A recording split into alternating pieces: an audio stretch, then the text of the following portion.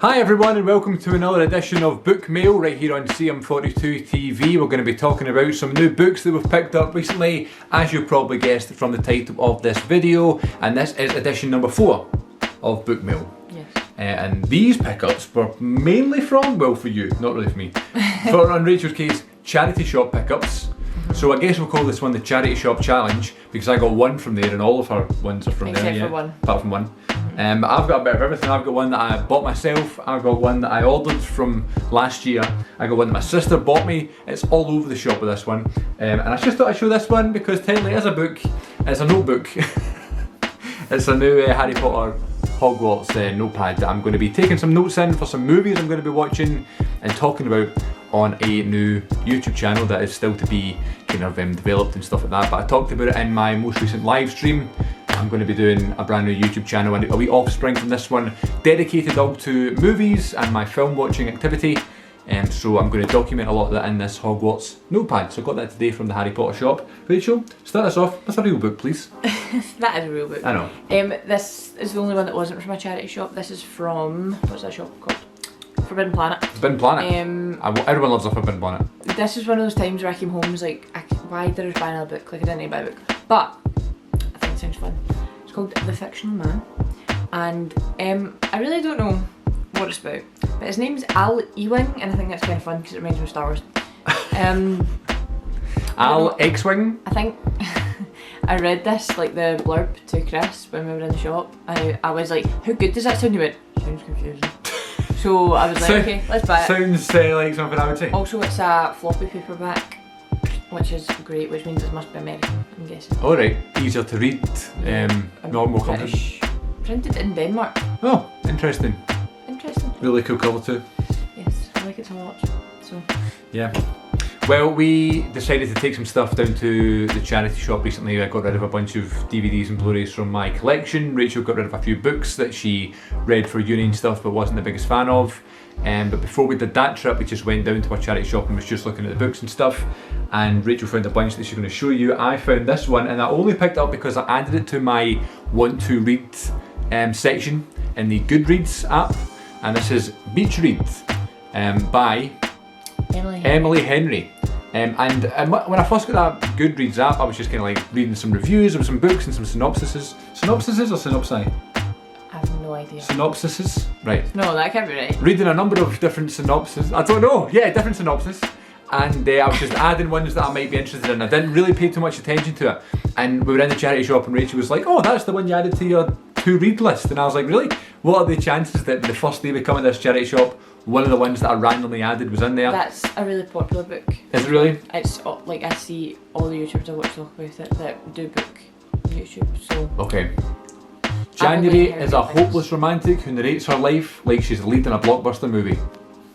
I mean, look at that. Gus is a serious literary type who thinks true love is a fairy tale. Also sounds fun. So, and also it seems like a fun read. It's a beach such read. Good condition. That's the thing, like, and I was kind of talking this on another video on the channel recently, that like, if you go to a charity shop, there's always been this thing in mind that's like, you don't really want to buy too much out of a charity shop because it's really sort of second hand, it might be dirty, it might be damaged. Especially right now with like COVID and stuff, like there could be germs on it or whatever. But see, when you see some of these in such good nick, you're like, what difference does it make? I think you know all what I of mean? these are like that, but this one especially. Yeah, it's like brand new. Well, it's quite a new book, I think. Let me see. Really? And I'm just keen, as I've been documenting in this series, I'm keen to kind of grow my own book collection. So. And oh wow, okay. And then also what a great deal that was. This was only been about $3.99. So like when I saw that, I was like, Chris, you need to get that. Like, yeah, I was more than happy to do so. Trying to build my own wee book collection and read some more. And I don't read as many like romantic novels, fiction, that sort of stuff. So it's good for me to kind of try different things. So buzzing to read Beach Read or Beach Read. Still to decide. Read. We've both started with ones that aren't in our usual strain of buying. Yes. Doesn't make any sense, but you know what I mean. No, I know what you mean. This one, I have no idea. This is going quick. I have no idea. This was probably the worst condition of all of them. It was quite dirty and like a little bit bent, but I gave it a good wipe when we came in. We do that for everything we bought in COVID, whether it's a used shop or a new shop. We do wipe everything down just in case. Yes, this one's called Fallen Star by Joan O'Neill. I've never heard of it. 2005. I don't know. No idea what it's about. But Well, sometimes I must have read it at the time when I bought it, but I don't remember. yeah, sometimes when you're in that mood, and we were a bit giddy that day because we went to the That was charity the first shop, time we were there. We were like, and we were like, look, all these books are in good condition, and I found that one. we came home with this big bag of like stuff, and I was like, look, all under a tenner. And we were going through that like, oh, Chris is getting into reading, and you're wanting to read more different types of books and stuff, and we couldn't believe the prices of them. You know, Yeah. I guess we could as a charity shop, but we just No, weren't I didn't anticipating. I was expecting like £5. Yeah, like £5 at least, They but were like £1, £2. I was like, £2.99, things like that. I was like, this is we're getting. So dangerous. then when you're in that mood, and you're getting all giddy and stuff. You're just buying stuff. There's no thinking. Chris walked away with the DVDs or Blu-rays And or there's nothing whatever, there. and came back, and I had like 4 books in my arm, and I was like, yes, I'm going home. Something's happened. So, but sometimes you have good people in your life. You have good siblings who buy you presents. And one day, Rachel was just randomly in town, and she bought me a Star Wars book. Like the good sister that she is. I talked about this on my 4K subscribers celebration live stream. This is Star Wars from a certain point of view. 40 stories celebrating 40 years of Star Wars. And basically this is 40 different perspectives of the first Star Wars films. This is A New Hope, released in 1977. I don't know when the book came out. I'm assuming around the same time too.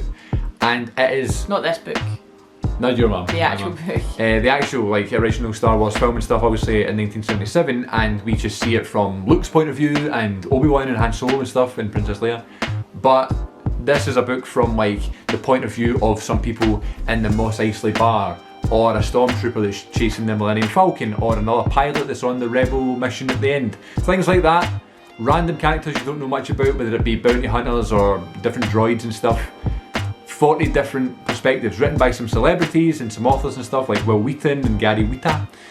So it's going to be a really interesting read. And Rachel's like, it's not one that you're going to like, you're reading this book right now and it's the only book you're reading.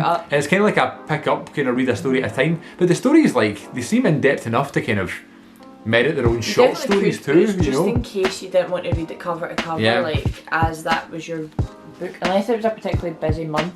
Yeah. Wouldn't be careful you don't break the spine. Sorry. Keep stretching the books and stressing me out. So this one looks like it's from a sand person. Sand person. Yeah, called Wreath, and it's written by John Jackson Miller. So it's just like there's that story. Really cool.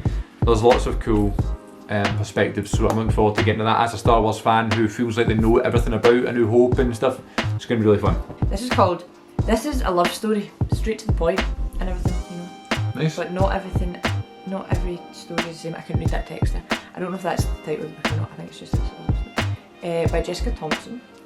And I read the back, and it sounded like when I first started reading, this was the type of one I would find in like Asda. I would like, that was how I would find a book to read. Like I didn't like get recommended we ones or didn't whatever. go actively looking I for just them had or to find a book to read for like school or whatever, and this is what I would buy.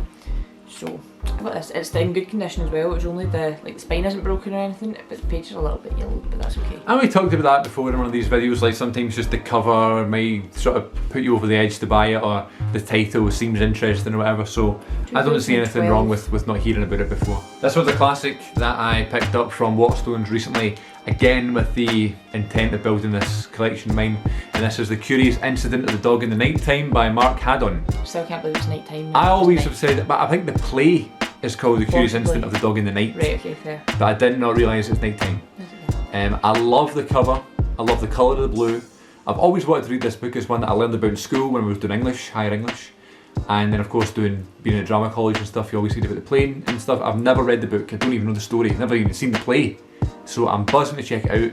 You go on school trips to see this, it's that big of a deal and it's that well known. I just never did. So I'm sure everybody right now watching this might have heard of this or knows about it and stuff, so I'm really looking forward to getting into it. And also, I've said before that I'm not the greatest reader, I'm not the most competent reader, I'm getting better, definitely, and of course, like, we'll talk about this all the time, practice makes perfect and stuff in terms of reading. So the way this is written is from the point of view of a young guy, and the chapters are short, he skips around a little bit, so it's not so dense like some books have to be. It looks like it's going to be an easy read. That could be famous last words, but it looks like it's going to be easy, and I'm looking forward to getting into it. It was going to be my next book, but I'm kind of in a Harry Potter mood. A Harry Potter mood. I'm in a Harry Potter mood just now, so I might read the next Harry Potter book after my current autobiography that I'm reading of Drew McIntyre, which I'm nearly finished. So after Harry Potter, probably going to be this one. This one is also, well, these are all from the charity shop from now on, but it's a flat share by Bethel Lady. See, I like the idea of that one. That one sounds fun. This one was similar to Beach Read. I think they came out similar times, I'm not sure. Like, I feel like they got hype at the same times. I don't know if they came out at the exact same time. Had you heard about that one? Yeah, it's all, like everywhere, and I've been meaning to buy it. I kept putting off buying it. When was this one? This one's 2020, but it was first published in 2019, so it's kind of both recent, yeah. But I feel like it got like a lot of attraction around that time and stuff, and it's got like things about Jojo Moyes and I don't know his name, Marianne Keys at the top. So I don't know, but that seems like an important detail. But yeah, people always talk about this, and I always go to buy it, and then I'm like, there's other ones I want to read more, so I don't really need it. But I found it in the charity shop in like perfect condition, and it was like £2. Yeah. And I was like, may as well get it now, right, while I can and stuff. Because I did really want to read it. Like it was on mine, and I really want to read all of her books, even though I've never read any of them, because I think they just all look so interesting. You do your last one, because I've got a story about this one. I've got two here. Oh, just do them and I'll Right, well, this. these are kind of in the same vein, right? So I bought both of these with the intent of reading them in October. Now that sounds really random, but these are both from the charity shop. This one's called A Reunion of Ghosts, and this one's called Dead Flowers. Oh, you mean October coming?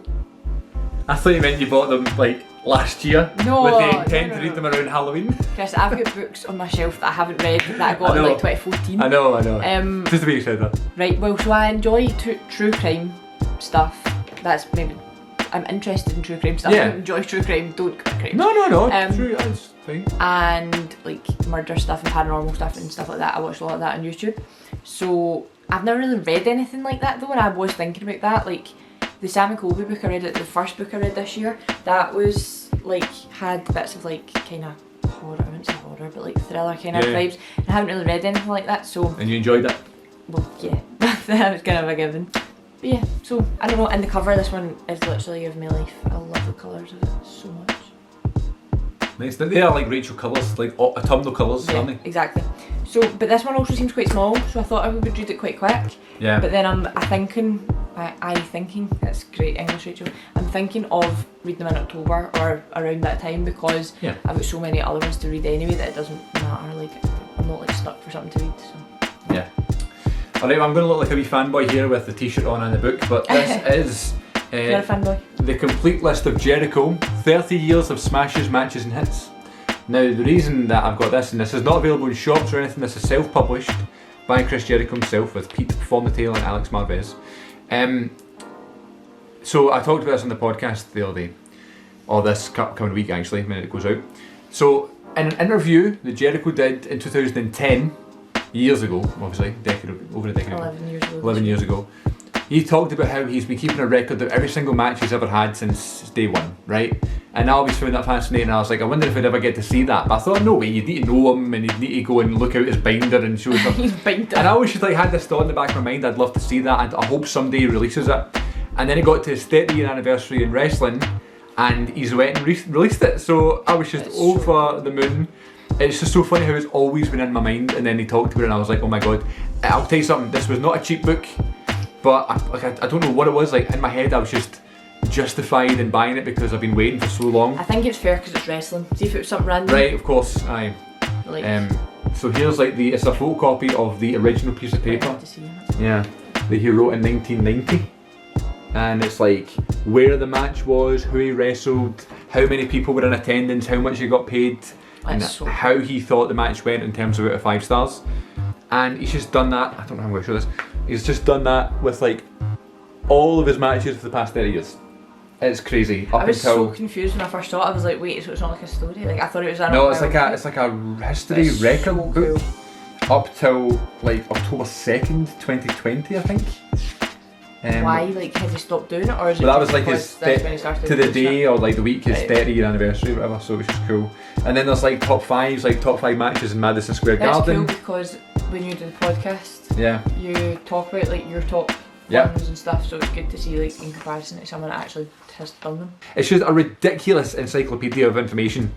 How long he's been in the Royal Rumble, all of his WrestleMania matches. Like it's just for a wrestling fan and a fan of Chris Jericho, it's like the ultimate.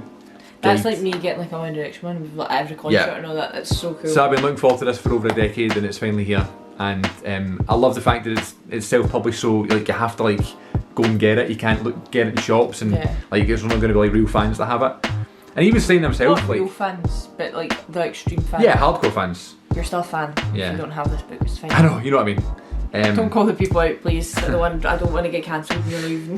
But he did say, like, he likes the fact that it's just like a record book and you don't need to sit and read it chapter by chapter. It could just be like a coffee table book that you just pick up and read every so often, and I just love that about it. So yeah, those are. We're not really doing well with things. No, I'm not. Considering we're making a book video. I know. The irony. And I'm a double English student, but here we are. Talking about words and stuff. But I hope everyone's doing alright, keeping well and stuff, reading your favourite books, watching your favourite movies and stuff. Please let us know what you're reading right now and what you're watching. And we'll be back next month with another edition of Book Mail, and you can tune back in later on this week here on CM42 TV for probably another random video that you're either going to like or ignore. I don't mind, as long as you come back sometimes. CM42 TV. I'll see you all then.